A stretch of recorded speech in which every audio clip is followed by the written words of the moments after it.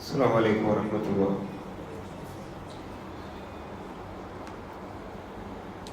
ഇന്നേറെ സന്തോഷത്തോടുകൂടിയും അതോടൊപ്പം ചെറിയ സങ്കടത്തോടു കൂടിയാണ് ഇന്ന് നിങ്ങളുടെ മുമ്പിൽ എഴുന്നേറ്റിരിക്കുന്നത്. ഞാൻ സർജാപ്പൂര് നിങ്ങളുടെ ഈ ഇഫ്താറിൽ ഈ ഒരു 20 ദിവസം നിങ്ങളുമായിട്ട് സംവദിക്കാനുള്ളൊരു അവസരമുണ്ട് എന്നുള്ള ഒരു ഉത്തരവാദിത്വത്തിലാണ് താൽക്കാലികമായി ഇവിടേക്ക് പറഞ്ഞത്. ഇന്ന് ഇൻഷാ അല്ലാഹ് ഇന്നത്തെ ഈ സംസാരത്തോടുകൂടി നാളെ നാട്ടിലേക്ക് പോകാനുള്ള കാര്യങ്ങളിലാണ്. ഒരു സമാപനം എന്ന രീതിയിലുള്ള ചില കാര്യങ്ങൾ മാത്രം ഓർമ്മപ്പെടുത്തി അവസാനിപ്പിക്കാമെന്നാണ് വിചാരിക്കുന്നത്. ഈ സന്ദർഭത്തിൽ പ്രത്യേകിച്ചും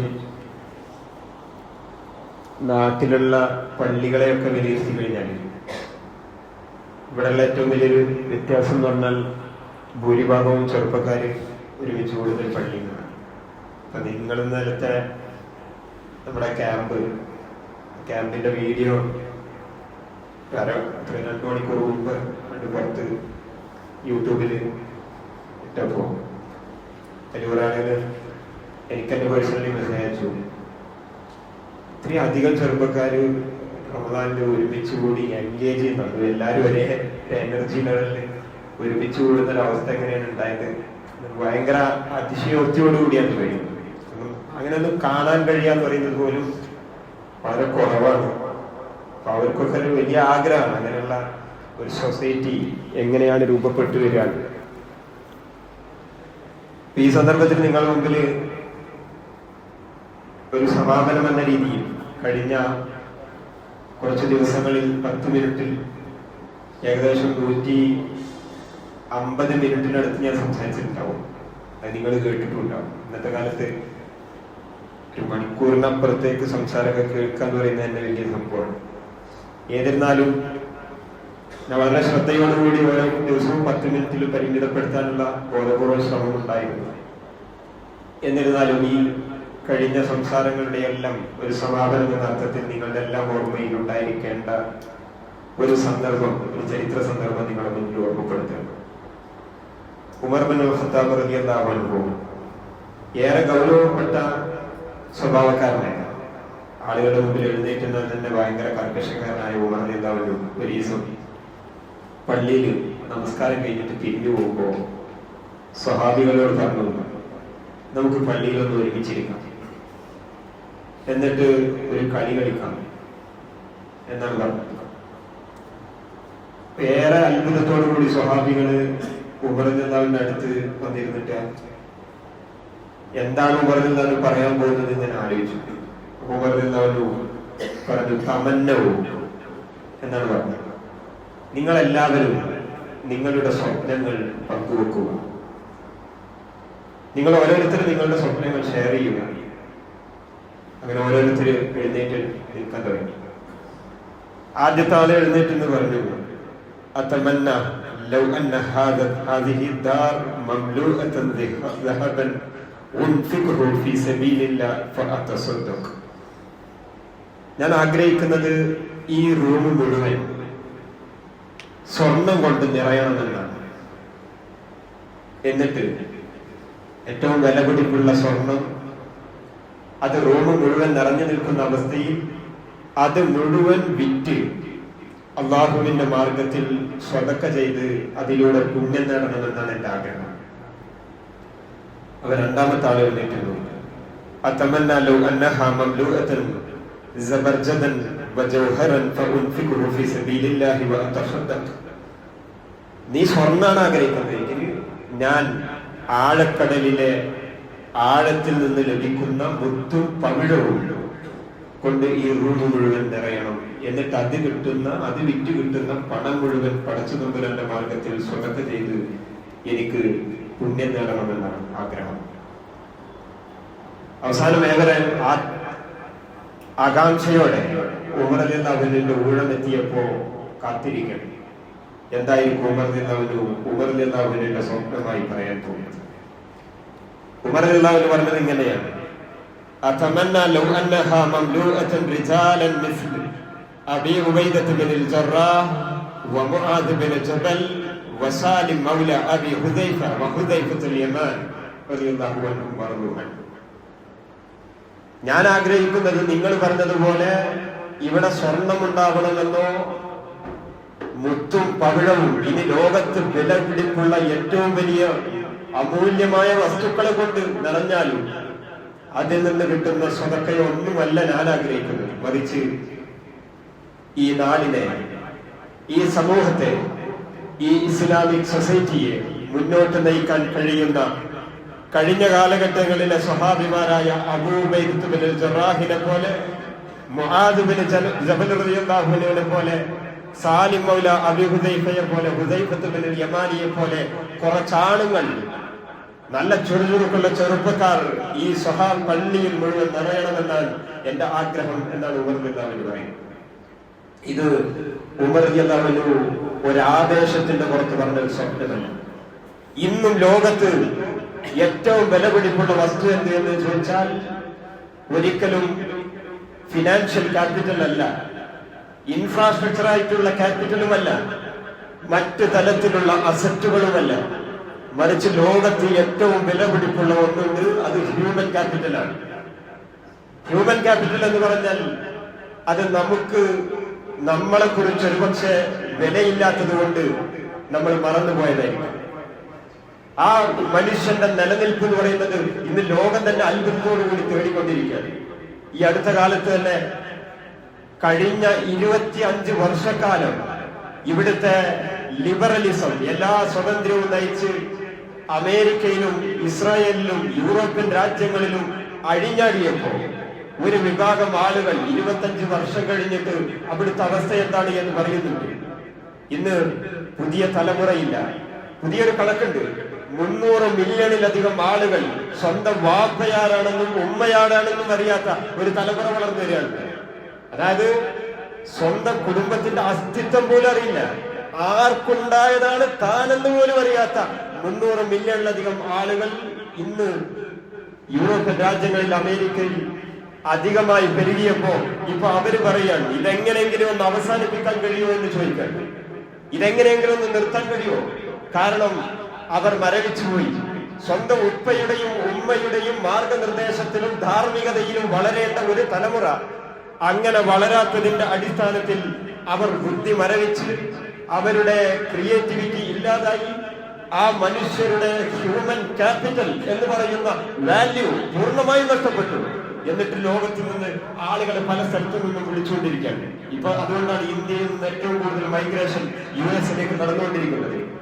ഇവിടെ ധാരാളം കമ്പനികളിൽ വർക്ക് ചെയ്യുന്ന ആളുകളുണ്ട്. അവരുമായിട്ട് നിങ്ങൾ ചോദിക്കണം,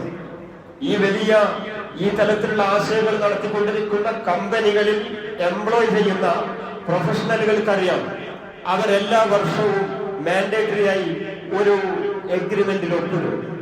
അത് കോഡ് ഓഫ് കണ്ടക്റ്റിലാണ്. അവരുടെ എത്തിക്കൽ കംപ്ലയൻസുമായി റിലേറ്റഡ് ആയിട്ടുള്ള കാര്യമാണ്. എന്തിനാണ് അതെന്നറിയോ? ഈ കമ്പനി നിലനിന്ന് പോകണമെങ്കിൽ എത്തിക്കൽ വാല്യൂസ് ഉള്ള, മോറൽ വാല്യൂസ് ഉള്ള ഒരു വിഭാഗം ആളുകളുണ്ടാവുള്ളൂ.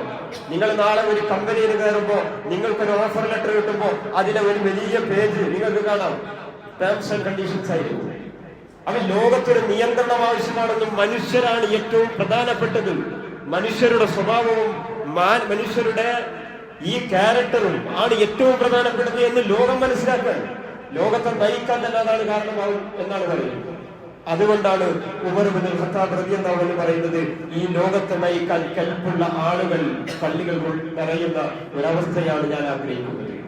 പ്രിയമുള്ളവരെ, നമ്മളും ആഗ്രഹിക്കേണ്ടതും സ്വപ്നം കാണേണ്ടതും ഈ രീതിയിലുള്ള ഒരു തലമുറയെ നമ്മളിൽ നിന്ന് രൂപപ്പെടുത്തിയെടുക്കുക എന്നുള്ളതാണ്.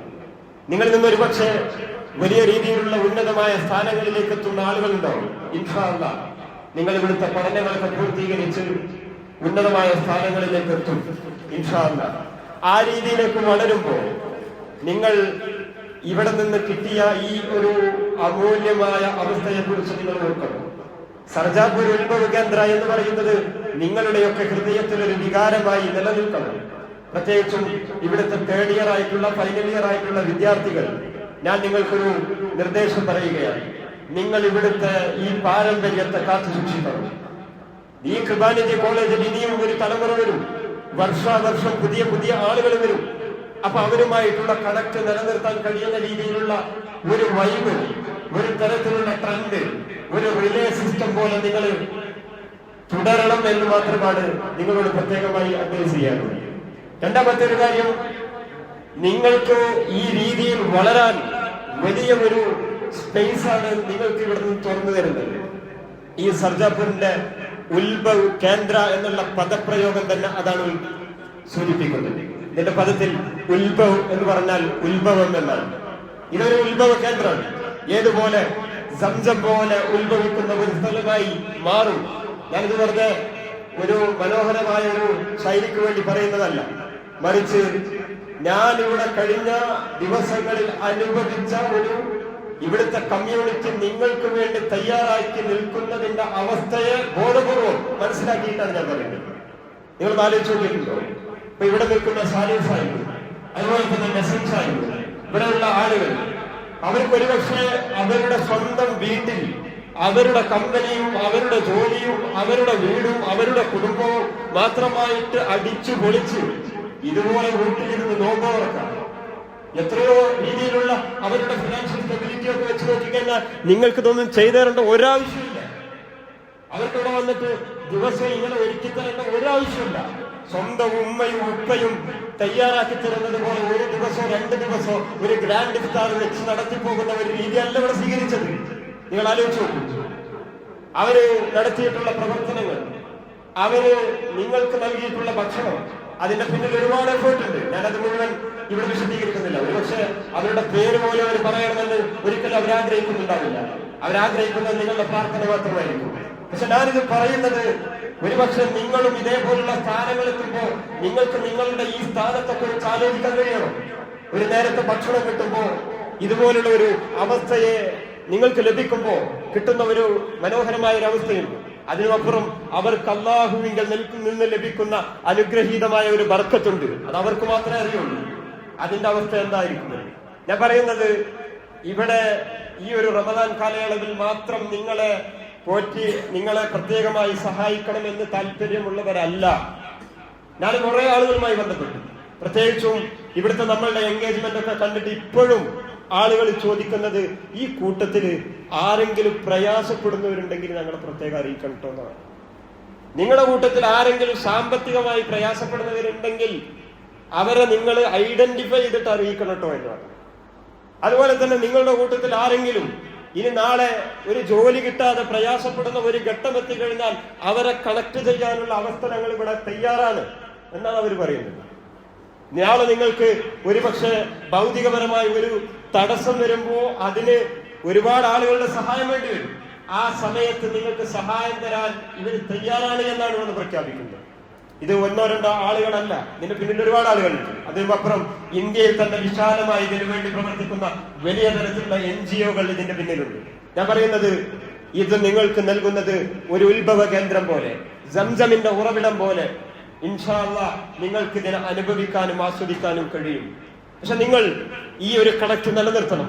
റമദാനിൽ തുടങ്ങിയ ഈ ബന്ധം റമദാനിൽ മാത്രം അവസാനിപ്പിക്കാതെ നിങ്ങൾ പല രീതിയിൽ അതിനെ അനുഭവിക്കാൻ തയ്യാറാവണം. നിങ്ങളിൽ കളിക്കാരുണ്ടെങ്കിൽ ഫുട്ബോളിന് നേതൃത്വം കൊടുക്കാൻ കഴിയുന്ന ആളുകൾ ഇവിടെ ഉണ്ടാവും. ക്രിക്കറ്റിന് നേതൃത്വം കൊടുക്കാൻ കഴിയുന്ന ആളുകൾ ഉണ്ടാവും. അതുപോലെ തന്നെ കലാകാരന്മാരുണ്ടാവും. വൈകുന്നേരമായി കഴിഞ്ഞാൽ എന്താ പരിപാടി എന്ന് ചോദിച്ചാൽ, വൈകുന്നേരം നമുക്ക് SUK-ലൊന്ന് പോയി ചായയൊക്കെ കുടിച്ചൊന്ന് പിരിയാം എന്ന് പറയുന്ന രീതിയിലേക്ക് നിങ്ങൾക്ക് വളർത്താൻ കഴിയണം. ആ രീതിയിലുള്ള ഒരു ട്രെൻഡ്, ഒരു അസർ നമസ്കാരമൊക്കെ ആവുമ്പോ ഒന്ന് എല്ലാവരും ഒന്ന് ഇവിടെ വരിക, ഒരുമിച്ചിരിക്കുക, ഒന്ന് ചായ കുടിക്കുക. ഇവിടെ തന്നെ ക്യാൻറ്റീൻ ഉണ്ട്, അത് ചായ നിങ്ങൾ ഉണ്ടാക്കുക, എന്നിട്ട് ഇവിടെ അസർ നിസ്കരിക്കുക. ആ ഒരു അനുഭവം എന്ന് പറയുന്നത് ചെറുതായിരിക്കൂല. നിങ്ങൾക്ക് വരാൻ കഴിയും. കാരണം ഇഫ്താറിന്റെ സമയത്ത് നിങ്ങളത് പ്രഖ്യാപിച്ചു കഴിഞ്ഞു. നിങ്ങൾക്ക് വരാൻ കഴിയും എന്നുള്ളത് ഒരു യാഥാർത്ഥ്യമാണ്. നിങ്ങൾ ആ രീതിയിലുള്ള മൊമെന്റ്സ് ക്രിയേറ്റ് ചെയ്യുക, ആ രീതിയിലുള്ള ഓർമ്മകൾ ഉണ്ടാക്കുക. പക്ഷെ അതിനേക്കാൾ അപ്പുറം ഇതിനേക്കാൾ ഒരു മനോഹരമായ ഒരു അവസ്ഥയുണ്ട്. അത് നമ്മൾ അറിയാതെ അള്ളാഹു നൽകുന്ന അഭൗതികപരമായ ഒരു അനുഗ്രഹമാണ്. അള്ളാഹുവിന്റെ പേരിൽ ആരെങ്കിലും പരസ്പരം ഒരുമിച്ച് കൂടിയിട്ടുണ്ടെങ്കിൽ അവർക്കെന്നും അള്ളാഹുവിന്റെ സഹായമുണ്ടാവും. കാരണം നമ്മളിവിടെ ഒരുമിച്ച് കൂടുന്ന മറ്റൊരു ഭൗതികത താല്പര്യത്തിനുമല്ല. നേരത്തെ പറഞ്ഞതെല്ലാം സ്വാഭാവികമായി ഉണ്ടാവുന്നതാണ്. പക്ഷെ അതിനുമപ്പുറം ഏറ്റവും വലിയ പ്രതീക്ഷ അള്ളാഹുവിലുള്ള പ്രതീക്ഷയുമായിട്ടായിരിക്കണം. അതുകൊണ്ട് ആ പ്രതീക്ഷയോടുകൂടി, ആ ഒരു ലക്ഷ്യത്തോടുകൂടി നിങ്ങളെല്ലാവരും ഈ മാർഗത്തിൽ പറ്റുന്ന രീതിയിൽ ചുരുങ്ങിയ മാസത്തിൽ ഒരു ദിവസമെങ്കിലും ഇവര് ഏതർത്ഥത്തിലാണോ നിങ്ങൾക്ക് തയ്യാറായി നിൽക്കേണ്ടത് ആ രീതിയിൽ, അത് കളിയാണെങ്കിൽ കളി, കാര്യത്തിലാണെങ്കിൽ കാര്യത്തിൽ, മറ്റു തരത്തിലുള്ള കരിയർ അഡ്വൈസുകളാണെങ്കിൽ അങ്ങനെ, വർക്ക്ഷോപ്പുകളാണെങ്കിൽ അങ്ങനെ, പറ്റുമെങ്കിൽ ഇൻഷാല്ലാ എനിക്കൊക്കെ വരാൻ കഴിയുന്ന ഒരു അവസരം ഉണ്ടെങ്കിൽ ഇൻഷാല്ലാ നിങ്ങളുമായിട്ട് നേരിട്ട് സംവദിക്കാൻ പറ്റുന്ന അവസരങ്ങൾ അങ്ങനെ ഇൻഷാല്ലാ നമുക്ക് അതിന് വേണ്ട എല്ലാ കാര്യങ്ങളും ചെയ്തു തരാം. ഏതെങ്കിലും അർത്ഥത്തിലുള്ള സഹായങ്ങൾ നിങ്ങൾക്ക് ആവശ്യമുണ്ടോ അതിനുള്ള വേദിയായി ഇൻഷാല്ലാ ഈ ഒരു അവസ്ഥയെ നിങ്ങൾ രൂപപ്പെടുത്തിയെടുക്കും. ആ ഉമർ റളിയല്ലാഹു അൻഹു പറഞ്ഞ സ്വപ്നത്തെ, ഉമർ റളിയല്ലാഹു അൻഹു പറഞ്ഞത് പള്ളി മുഴുവൻ അങ്ങനെയുള്ള ആളുകൾ ഉണ്ടാവണമെന്നാണ്. ഞാൻ പറയുന്നത് എന്റെ സ്വപ്നം ഈ സർജാപൂർ ഉത്ഭവ കേന്ദ്രയിൽ എല്ലാ കാലഘട്ടത്തിലും കുറഞ്ഞ ആളുകളാണെങ്കിലും ഇത് നിലനിർത്തി കൊണ്ടുപോകാൻ കഴിയുന്ന ആളുകൾ ഉണ്ടാവണം എന്നുള്ളത് മാത്രമാണ്. ആ രീതിയിൽ ഇതിന് തയ്യാറാകാൻ കഴിയുന്ന ആളുകൾ ഈ കൂട്ടത്തിലുണ്ട് എന്ന് എനിക്കറിയാം. നിങ്ങൾ മനസ്സുകൊണ്ട് തയ്യാറെടുക്കുക, നിങ്ങൾ നെയ്യത്തെടുക്കുക. ഈ റമദാൻ കഴിഞ്ഞാലും ഈ ബന്ധം നിലനിർത്തിക്കൊണ്ട് ഈ സംവിധാനത്തിന്റെ ഭാഗമായി ഇതിന്റെ ഏതൊക്കെ രീതിയിലാണോ നിങ്ങൾക്കും നിങ്ങളുടെ പാർട്ടാവാൻ കഴിയുക ആ രീതിയിൽ ഇതിനോടൊപ്പം ചേർന്നുകൊണ്ട് ഇവരുടെ പദ്ധതികളിലും പരിപാടികളിലും ഒക്കെ നിരന്തരമായി എൻഗേജ് ചെയ്തുകൊണ്ട് നിങ്ങൾക്ക് തന്നെ വലിയൊരു അവസരം തുറന്നു തരുന്ന ഈ അസുലഭ മുഹൂർത്തങ്ങളെ ഉപയോഗപ്പെടുത്താൻ നിങ്ങൾ എല്ലാവരും തയ്യാറാവണം എന്ന് മാത്രമാണ് ഇന്നൊരു സമാപനം എന്ന രീതിയിൽ നിങ്ങളോട് ഓർമ്മപ്പെടുത്താനുള്ളത്. ഇൻഷാ അല്ലാഹ് നമ്മളുടെ പിന്നെ കുറച്ച് ആളുകൾക്ക് നിങ്ങളുടെ പിന്നെ തന്നെ തേർഡ് ഇയേഴ്സ് ഒക്കെ ആയിട്ടുള്ള ആളുകൾ കഴിഞ്ഞ 2 വർഷങ്ങളിൽ നമുക്ക് വേണ്ട ഈ ഫുഡ് കാര്യങ്ങളൊക്കെ ഒരുക്കി തരാൻ പ്രത്യേകമായി തയ്യാറായി അതിനുവേണ്ടി ഡെഡിക്കേറ്റ് ചെയ്ത കുറച്ച് ആളുകളുണ്ട്. അവരെ ഞാൻ പിന്നെ ഇവരെ കമ്മ്യൂണിറ്റിയോട് പറഞ്ഞത് അവർക്ക് ഒരു പ്രത്യേക ആദരവ് കൊടുക്കണമെന്ന്. അമൻ ഷാ, റിദിൻ, ഷംജ് ആൻഡ് ഫാരിസ് ആൻഡ് സിയാദ്, ഈ 5 പേരെ നമ്മൾ പ്രത്യേകമായിട്ട് പിന്നെ അവർക്ക് ഗിഫ്റ്റ് കൊടുക്കാൻ വേണ്ടി ഞങ്ങൾ ആവശ്യപ്പെട്ടുണ്ട്. ഇൻഷാല്ലാ അത് ഇവിടുന്ന് കൊടുക്കും. രാവിലെ വരുമ്പോ രാവിലെ ബാബുട്ടുണ്ട്. അതുപോലെ നിങ്ങളുടെ ഫുഡ് ഉണ്ടാക്കി തരുന്ന പിന്നെ ഞാൻ പറഞ്ഞിട്ടുണ്ടാവും രാവിലെ ബാബുമായിട്ടും അവർക്കുള്ള ഒരു പിന്നെ പ്രൈസ് കൂടി ഇൻഷാല്ലാ നിങ്ങളുടെ മുമ്പിൽ കൊടുക്കണം. അവരെ കൂടി ഒന്ന് ആദരിക്കണം എന്നാണ് വിചാരിക്കുന്നത്. അവരോടുകൂടി ഇൻഷാല്ലാ പിന്നെ നമ്മുടെ ഈ ഒരു കുറഞ്ഞ കാലയളവിലാണെങ്കിൽ വലിയ രീതിയിലുള്ള ഓർമ്മകളും ഒക്കെ ആയിട്ടാണ് പിന്നെ പോകുന്നത്. നിങ്ങളെല്ലാവരും ഇൻഷാല്ലാ എന്റെ പ്രാർത്ഥനയിൽ ഉണ്ടാവും. അതേപോലെ തന്നെ നിങ്ങളും ഏതെങ്കിലും അർത്ഥത്തിൽ ഈ സംസാരം കൊണ്ടോ ഇടപെടൽ കൊണ്ടോ ഏതെങ്കിലും ഒരു ഗുണം നിങ്ങൾക്ക് ലഭിച്ചിട്ടുണ്ടെങ്കിൽ തിരിച്ച് എനിക്ക് വേണ്ടി, അതുപോലെ എന്റെ പ്രിയപ്പെട്ട മാതാപിതാക്കൾക്ക് വേണ്ടി, പ്രിയപ്പെട്ട എന്റെ കുട്ടി 3 വയസ്സാണ് പ്രായം കുട്ടി, അതുപോലെ എന്റെ പ്രിയപ്പെട്ട ഇട, അവർക്കൊക്കെ വേണ്ടി നിങ്ങൾ എപ്പോഴെങ്കിലും ഒരു ദിവസമെങ്കിലും ആത്മാർത്ഥമായിട്ട് പ്രാർത്ഥിക്കണം എന്ന് മാത്രമാണ് നിങ്ങളോട് വസിയത്ത് ചെയ്യാനുള്ളത്. പിന്നെ അതുപോലെ തന്നെ എവിടെയെങ്കിലുമൊക്കെ വെച്ച് കാണും, ചിലപ്പോൾ നിങ്ങൾ വലിയ ഉന്നതമായ സ്ഥാനങ്ങളിലായിരിക്കും. അപ്പൊ അവിടേക്ക് എത്തിക്കഴിഞ്ഞാലും നമ്മളെ ഓർക്കാൻ ഒരു സന്ദർഭമെങ്കിലും ഇൻഷാ അല്ലാഹ് ഉണ്ടാവണം. നിങ്ങൾക്ക് വേണ്ടിയുള്ള പ്രാർത്ഥനകൾ എപ്പോഴും ഇൻഷാ അല്ലാഹ് ഉണ്ടാവും. അതുപോലെ തന്നെ നിങ്ങൾ പ്രാർത്ഥിക്കേണ്ട ഒരു കാര്യം, ഞങ്ങളൊക്കെ പ്രതിനിധീകരിച്ചുകൊണ്ടിരിക്കുന്ന ഒരു ഇസ്ലാമിക പ്രസ്ഥാനം, ആ പ്രസ്ഥാനം ഇപ്പോ ഇതുപോലെ പ്രവർത്തിക്കാൻ പറയുന്നത് ചെറിയൊരു പണിയല്ല. വലിയ രീതിയിലുള്ള പ്രയാസങ്ങളും പ്രതിസന്ധിയുള്ള ഒരു കാലത്താണ്. ഇസ്ലാമിന് വേണ്ടി നിലനിൽക്കാൻ പറയുന്നത് പോലും വലിയ തലത്തിൽ ഭൗതികപരമായ നഷ്ടങ്ങളൊക്കെ ഉണ്ടാകാൻ സാധ്യതകളുണ്ട്. പക്ഷെ അതിനെയൊക്കെ മറികടന്നിട്ടാണെങ്കിലും ശരി ഇൻഷാ അല്ലാഹ് മുന്നോട്ട് പോകാൻ കഴിയുന്ന രീതിയിൽ ഇതിന്റെ നേതൃത്വങ്ങൾക്ക്, പണ്ഡിതന്മാർക്ക് ഒക്കെ ദിശ നിർണ്ണയം നൽകാൻ കഴിയുന്ന രീതിയിലുള്ള തൗഫീഖ് അള്ളാഹു നൽകുമാറാകട്ടെ. അതിനൊക്കെ നിങ്ങൾ വേണ്ടി നിങ്ങളെല്ലാവരും ആത്മാർത്ഥമായിട്ട് പ്രാർത്ഥിക്കണം എന്നുകൂടി ഓർമ്മപ്പെടുത്തുകയാണ്. ഇൻഷാ അല്ലാഹ്.